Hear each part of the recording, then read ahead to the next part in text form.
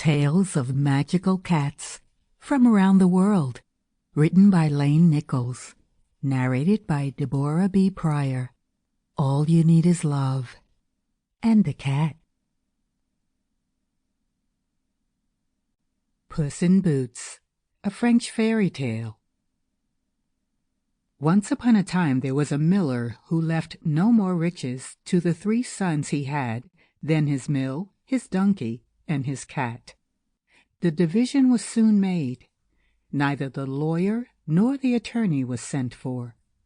They would soon have eaten up all the poor property. The eldest had the mill, the second the donkey, and the youngest nothing but the cat. The youngest, as we can understand, was quite unhappy at having so poor a share. "My brothers," said he, "may get their living handsomely enough by joining their stocks together, but for my part, when I have eaten up my cat and made me a muff of his skin, I must die of hunger." The cat, who heard all of this without appearing to take any notice, said to him with a grave and serious air, "Do not thus afflict yourself, my master. You have nothing else to do but to give me a bag and get a pair of boots made for me, that I may scamper through the brambles, and you shall see that you have not so poor a portion in me as you think."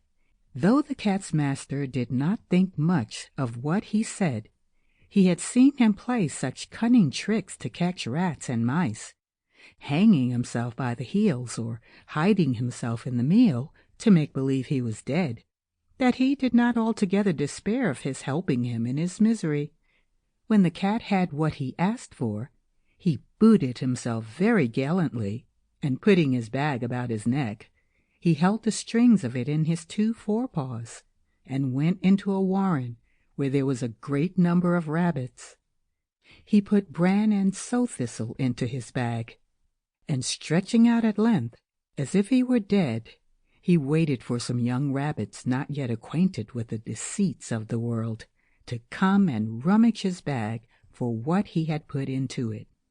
Scarcely was he settled but he had what he wanted. A rash and foolish young rabbit jumped into his bag, and Monsieur Puss, immediately drawing close the strings, took him and killed him at once. Proud of his prey, he went with it to the palace and asked to speak with the king. He was shown upstairs into his majesty's apartment, and, making a low bow to the king, he said, "I have brought you, sire, a rabbit which my..." Sample complete. Ready to continue?